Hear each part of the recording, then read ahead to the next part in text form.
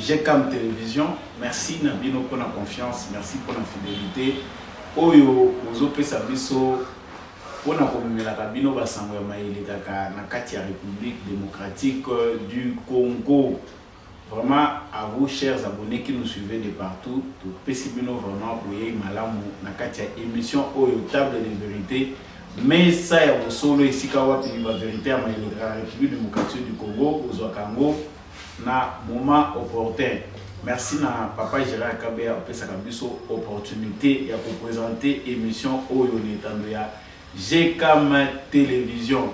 Vous qui nous suivez à partir de Suisse, en Hollande, vous à partir de Bukavu, Kananga, partout en République démocratique du Congo comme à l'extérieur du pays. Tout Pessibino, merci pour notre soutien à Bino pour cette émission Oyo Eko Bakokina Liboso. Ceux qui nous s'abonnent à la chaîne OT, abonnez-vous, partagez nos émissions, envoyez-nous vos commentaires et vos suggestions pour émission Oyo Eko Ba toujours pour servir Bino.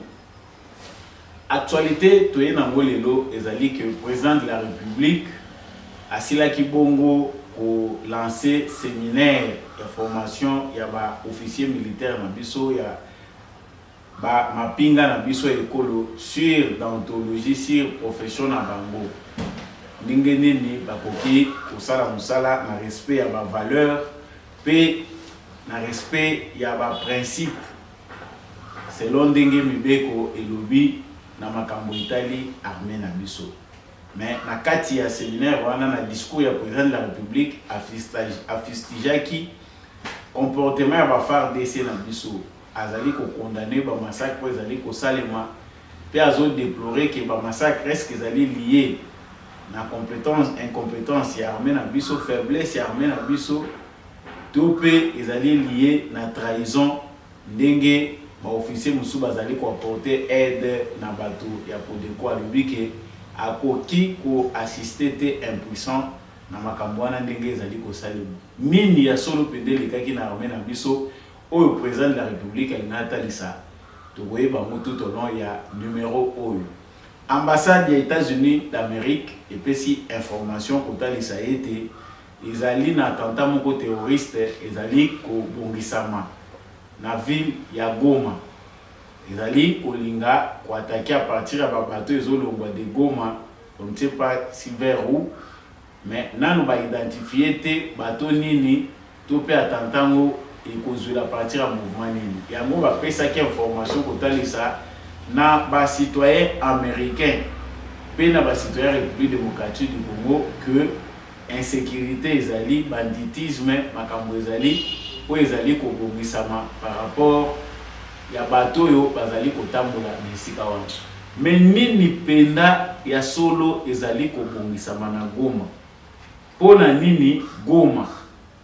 Ba vérité cachée oyo ezali kosala que ba attentat wana est ciblé ville ya Goma. Bokoyeba mo tout à l'heure na kati ya émission oyo ndenge bino moko mesana kolanda biso. Et puis qui ça quand même na kozanga kolobela te ba divergence d'opinion o ezali koleka na kati ya Assemblée nationale par rapport ya loi électorale. Bato mususu bazali kaka satisfait par rapport ya ba loi ba article, certains articles ba modification ils ont apporté, ils ont sepelisa bande kona biso ya G13 te na quelques autres opposants bango baklaka qui porte bazali pe kopesa makanisi na bango tokolobela ngo na suka lokola bonus. Encore une fois de plus na souhaiter bino le bienvenu na kati ya émission oyo table de vérité. Na kobosa na te koloba ete ndenge tolobaka na momesano mokili eza nango balance, il faut faire du bien parce que justice ya Nzambe moto moko te échappera na contrôle nango. Soki to ko échapper na contrôle ya justice ya mokili Yanzambe, moto moko te échappera na contrôle nango. Voilà pourquoi nous devons faire du bien. Na utaye koloba que le président de la République a lancé séminaire ya formation ya officier militaire na biso na makambo etali d'ontologie, respect à ba principe, moralité à ba militaire. Le président de la République azalaki wana. Mais azanga kité kobeta mbela ndenge aza koloba motango nyonso par rapport à armée na biso. À titre de rappel, président de la République ba propos na ye libanda ya mboka et soulevaki vague ya ba indignation pour certains. Au moins to mesana ikotalisa keza na groupe ba individu oyo spécialité na bango ezali ko déformaka ba propos ya bato pona ko memango na sens oyo eza ko arranger bango.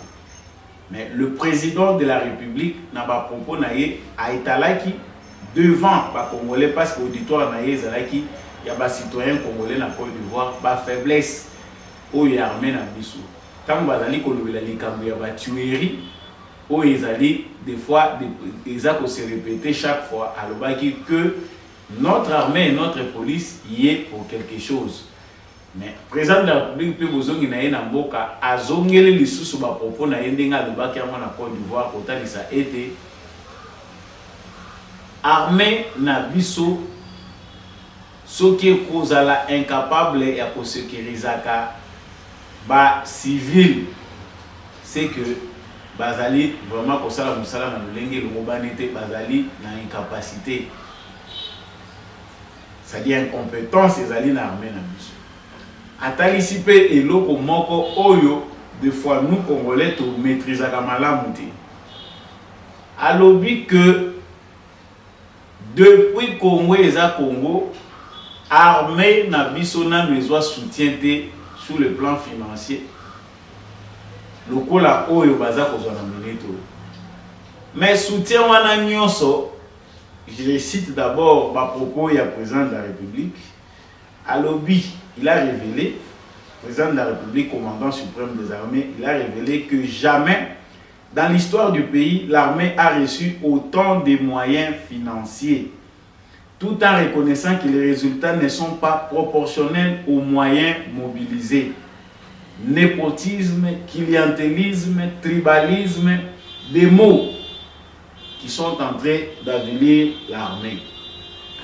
Ces tueries de 50 civils à Ituri, soit veulent nous faire croire que soit notre armée est incapable, soit ces Codeco bénéficient de la complicité de nos officiers. Il faut comprendre que Félix Tshisekedi agit beaucoup comme un diplomate. Ba propos au président de la République Félix Tshisekedi mingi pour la plupart to kondanakaye, c'est parce que tu comprends qu'il y a sens oyo azali orienté gouvernance naïe. Il est tout à fait normal que lorsque les citoyens d'une république oyo tous allez dirigés pendant 18 ans par un président aphone, presque sans voix, Joseph Kabila Touyeba qui était dans le dialogue au Sololana ba Congolais ou bien chaque fois qu'on y a Kapoloba. Avoir aussi un président qui chaque fois est obligé de venir recadrer l'opinion, dire certaines vérités. Dans un premier temps, il est embêtant pour une population habituée au silence. Certainement sur le plan psychologique, analyse toujours ça les alliés que pour la plupart des Congolais, Fatih parle un peu trop. Pourquoi? Parce qu'ils étaient habitués au silence. Ils n'étaient pas habitués à un président qui disait la vérité, qui avait le sens du dialogue, qui avait la disponibilité pour communiquer dans le peuple. Ça, pour certains, il faut pas s'habituer. Alors, on a zongi na ba propos ya président de la République, tant baza kotali sa que la force armée na biso baza pour quelque chose. Soutien oyo bazui financier. Depuis le président de la République a lancé campagne pour combattre mouvement rebelle à l'est du Congo, na méthode où il y a ils ont soutien financier sans précédent. Nulle part dans l'histoire de notre pays, l'État a déjà mobilisé autant de moyens pour la part de ces nations. Mais s'ils sont incapables de sécuriser les civils, les tueries, les macaques en masse, ça montre quelque part que soit Bazali incapable, soit les Codeco bénéficient il y a soutien et armée dans biso. Makambo eza mambo sikate parce que ça makambo elobamaka déjà. notre armée est infiltrée, Banyamulenge bazana ba généraux belé na kati armée na biso, nos militaires bazali ko prêter soutien bazali ko trahir mboka en donnant des armes, en vendant des armes et des uniformes na ba mouvement rebelle. Et tu peux rappeler que 9 officiers militaires bazalaki condamnés à mort 3 jours avant allocution à président de la République. Bazalaki condamné à mort dans le tribunal militaire ya Beni pour la haute trahison. Bazwaka na bango minduki, bakendaka na bango kotekela ba mouvement rebelle. Omona pe ba militaire na biso mususu oyo baza na kati ya FARDC asali na ye défection ayibi matériel militaire ya armée na biso ake kokota nango na kati ya armée na kati ya rébellion. Ce sont des choses qui se font souvent. Les gens n'ont mauvaises intentions. Ici, le président de la République a dit ici que biloko wana mibale nde mutezali ko justifier ba tuerie zali ko salema.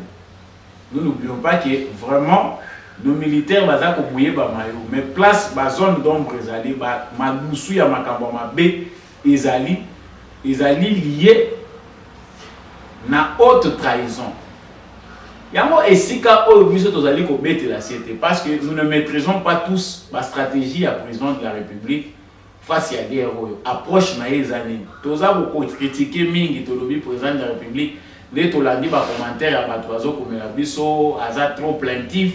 Soki ya zoya ko italaka makambo ngo qui doit agir. Non. Il faut aloba ba congolais ba yeba qu'il souffre. Va comprendre, va constater, biso moko toza na conscience, il y a des difficultés pour les aller prison. Il nous semble que la plupart des Congolais ne maîtrisent pas, n'ont pas les bonnes informations ya makambo ezali ko salema na kati ya mboka na biso, na kati ya ba institution na biso. Mais ici le président de la République a talisi bango ki akotika ndenge wana te. Asi alobi. Ma réforme koya nini koya parce que total peut même na kati ya auditoire ngo o bato ya zaye koloba na bango bele neti bazola na bango pongi to éviter soki na minute wana soki président de la République alobaike na suka wana bazosala briefing mutu na mutu ta mazobima a résumer ba pourquoi président de la République peut-être ba musu ba koloba ta de mutu wa mutu ya makambo oyo président alobaki. Pourquoi? Parce que ils sont choqués. So ba lati botali bilili bo mona penda ba papa na pour la plupart qui ne vivent qu'en ville, qui bloquent l'argent parce que mbongo ebele ya ba FARDC ezo comme à la base ils ont servi dans la région. Les plus grandes difficultés de notre armée c'est que l'administration militaire est lourde comme celle de la République et c'est une administration lourdeur et côté à travers corruption, détournement.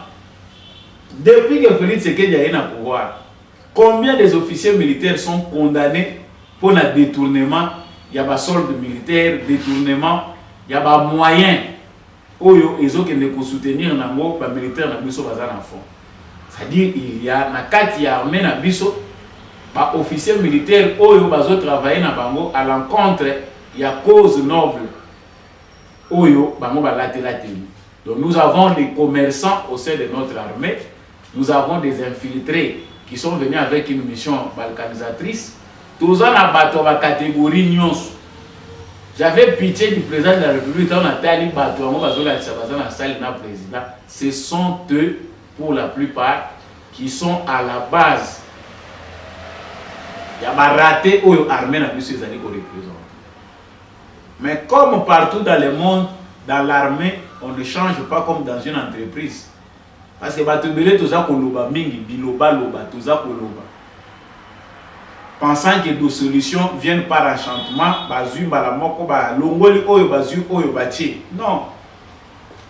Dans l'armée, ce n'est pas comme na civil. Et puis même na niveau il y a politique, c'est pas facile au longoli kaka balamoko remplacer. Il faut la ramification avant. On pense ici à ce stade que le président Félix Tshisekedi a eu l'information nécessaire, a eu vraiment mon expérience.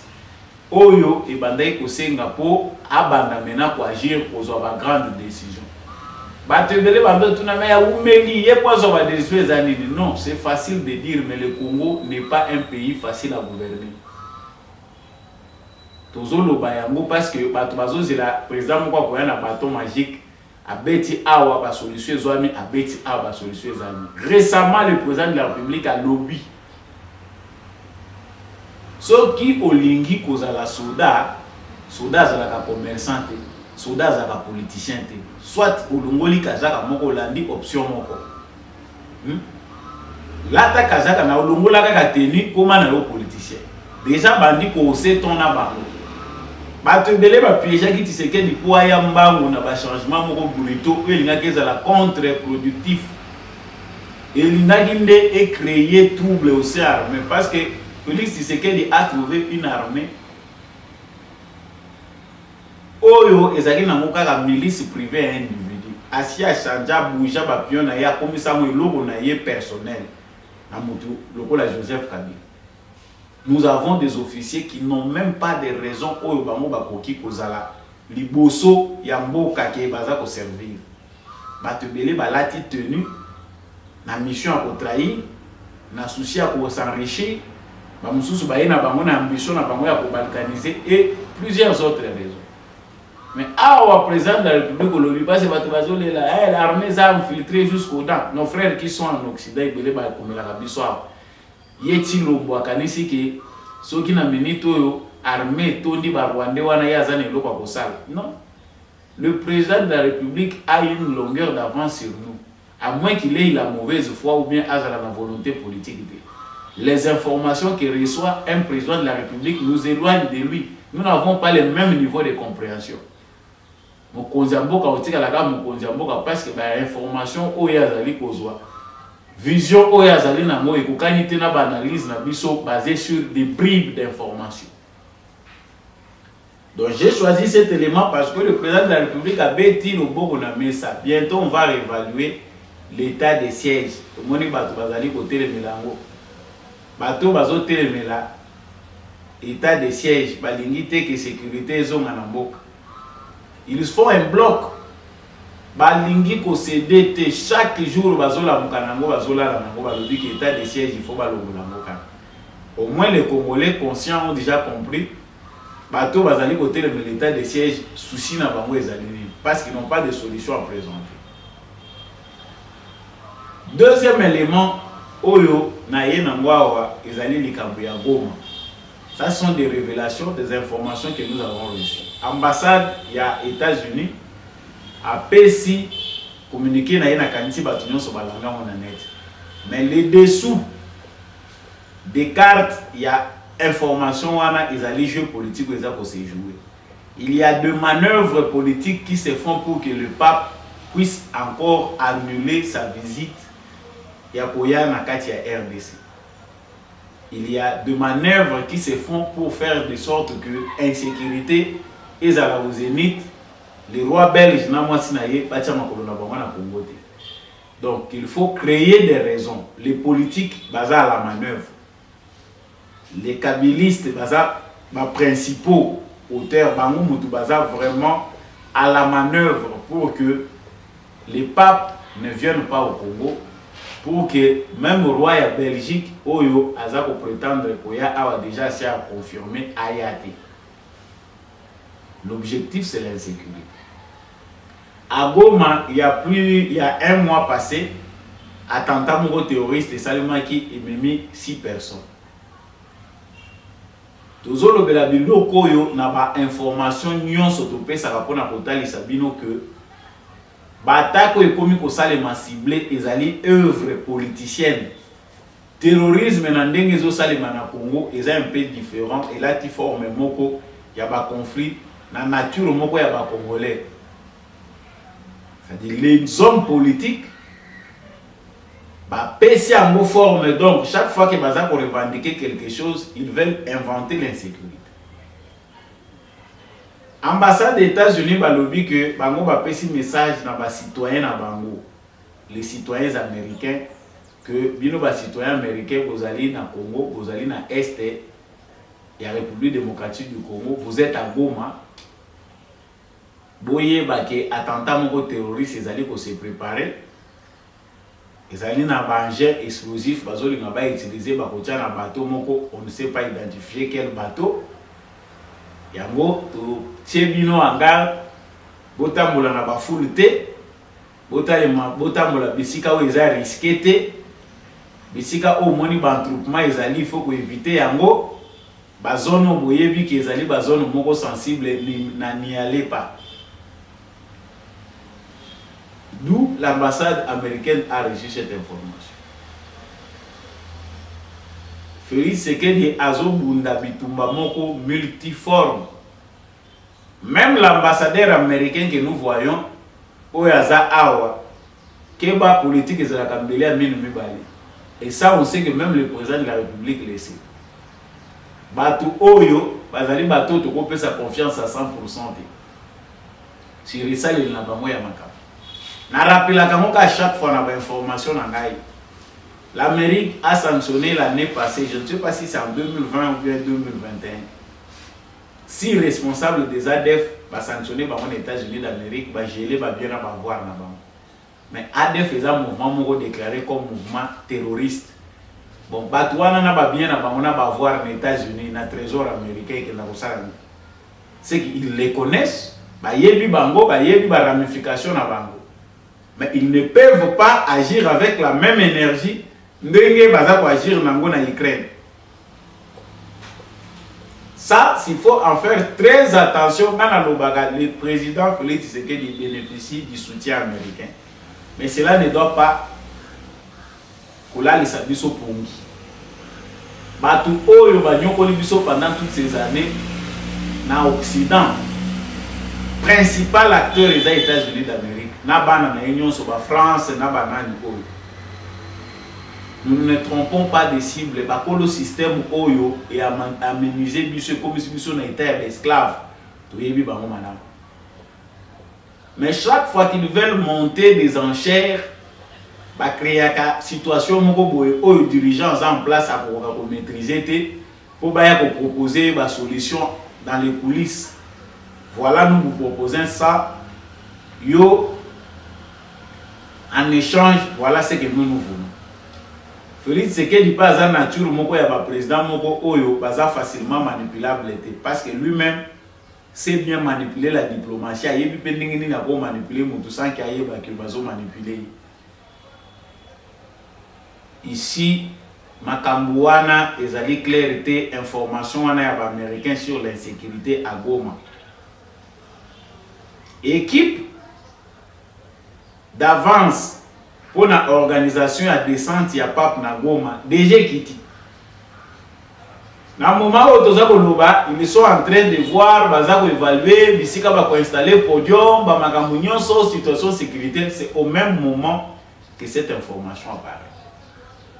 Ça, il faut en tirer très attention, il faut tirer très attention. Je pense que le président Félix Tshisekedi a des moyens suffisants pour être plus informé que nous. Les soucis ici, il y a des ennemis. Parce que Mike Amer il est côtoyé par les politiciens de tous bords. Bango va agir selon leur intérêt. S'ils trouvent que leurs intérêts ils allaient sécuriser na motomoko songolo pakala. Ils se lancent. Bango bazana bango kokende côté paté pa ici kanyon so intérêt na bango eza ko mbaba. Mais il faut ici que le président Félix Tshisekedi veille beaucoup sur Makabwetali sécurité. Tout le monde ces derniers temps concentration na bango. Ils allaient beaucoup plus sur le plan sécuritaire. Comprendre déjà que Félix Tshisekedi est très coriace sur le plan politique. Sur le plan stratégique, la politique, bouger, diplomatie, ningisi, c'est l'insécurité des moteurs na bango. Et loko Félix Tshisekedi a commis pour awa na prédateurs, ennemis à la nation congolaise, de l'interne comme de l'externe. Ils ont problème de sécurité. Ils n'ont plus d'autres moyens Félix Tshisekedi a le contrôle total ya mboka pe azbotoli yango ezongi na maboko ba Congolais. Ça, nous Congolais, tous avons ignoré en mot. Quand on parle de l'insécurité, ça va même de soi avec l'économie. L'économie à Congo, tous avons oué la mot parce que jusque là, Félix Tshisekedi veut utiliser la force de l'État pour abattre l'économie à Congo, en prise. Il y a Joseph Kabila et d'autres prédateurs où parce que c'est un système déjà à haute échelle, à dimension internationale. L'économie du Congo pour les libérer, il faut concentration, coalition fort où il autorité à l'État congolais et se faire sentir. Mais ça c'est avec un peuple conscient aussi. Parce que la plupart des Congolais n'ont pas le temps d'analyser ce qui se passe dans l'économie. L'économie congolaise est prise en otage. Ils ont un étau. Les combats que mènent, bataille pour Félix Tshisekedi a engagé maintenant sur le plan économique pour que les Congolais reprendre l'appareil économique dans Bango en main. Ils ont bataille ils ont difficile. Mais avec la volonté politique au président Azanango, on sait qu'il va arriver à ses fins. Mais pour cela, il faut que les Congolais prennent conscience. Pour certains, le bilan est négatif parce que tous les athées, jusque-là, il y a une évolution. Mais vous ignorez que pour arriver là, il faut d'énormes efforts. Il faut récupérer une part importante et pouvoir l'union sur Botolaki. J'ai pris cette parenthèse pour Nabotali Sabino, comment ça se passe. Tout est mis en place. Les Katumbi qui sont en train de nous distraire avec son parti politique et autres, dans l'ombre, c'est l'insécurité qu'ils veulent créer. Si on a une manœuvre dans la union, c'est ça. Quand on a une case à départ, il y a Makabu qui va ça en 2018-2019. Parce qu'ils ont échoué. En 2019, ils ont échoué. L'élection et Salami va proclamer Félix Tshisekedi. Tout ce qu'ils s'attendaient faire dans la bénédiction de l'Union européenne, ils allaient créer guerre civile, insécurité s'éclater. Félix Tshisekedi a reçu parce que 3 ans Oyo va arriver à Okisa Oyo ils ont pensé là-bas. Mais maintenant là le danger n'est pas encore écarté. Bango va sur le plan sécuritaire. Oh, tout le monde est M23 dans le Bela Kiango, Makambuya ba ADF. Comme l'énergie est concentrée sur les ADF, moni ba ADF ba komi aux abois, ba tomboli mena ba M23. Ba moni peut armée à résister, allez, ba ina ba Kodeko.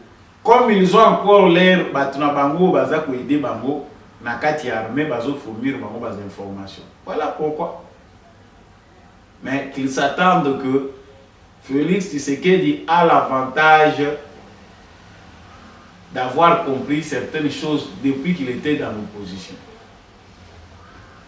L'avantage que les Congolais ont avec Félix Tshisekedi des années que il a vraiment cette nature-là, il y a besoin de sa Congolais dans beaucoup de Congolais. Donc, voilà. Retenons que Makambuya Goma n'a pas ces informations avec toute censure dedans.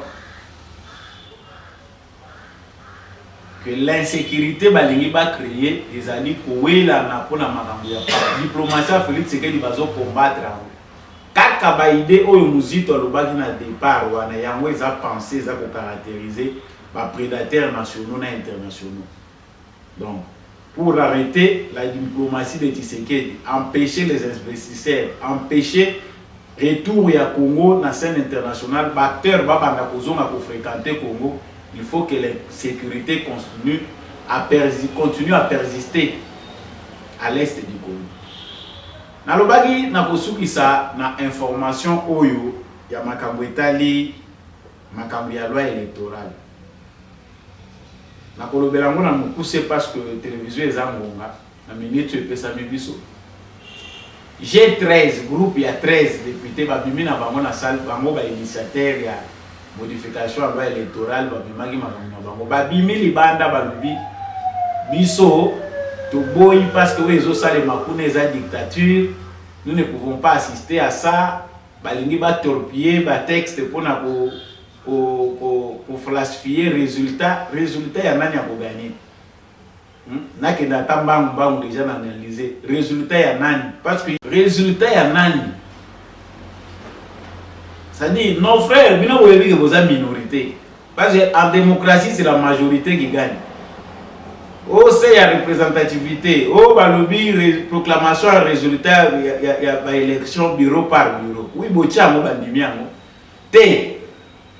C'est qu'il faut pas proclamer qu'à chaque bureau est proclamé qu'à battre pas à la wana. Ça c'est un désordre. C'est un désordre et ça les mawapi.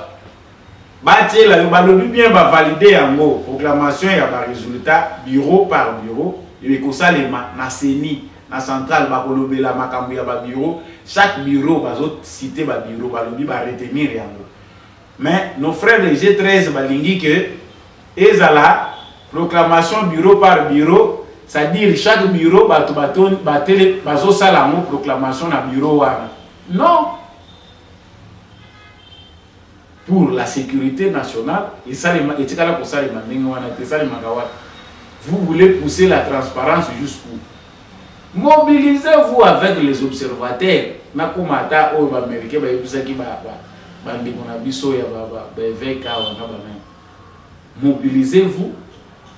Préparez vos observateurs. La communauté internationale peut ba mission observation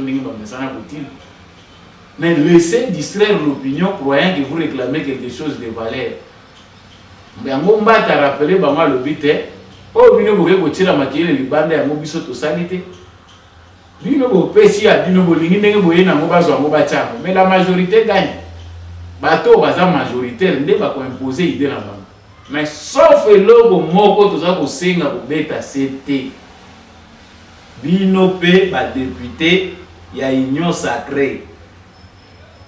To retenir kaka ke lokola parti politique et salami na mwasi na mobali ba parti na bino beleza malette. Donc to banda ko bomba kaka les maris postulent sa femme ou son frère suppléant. Hein? À le deuxième suppléant, pour ça membre de la famille na bino.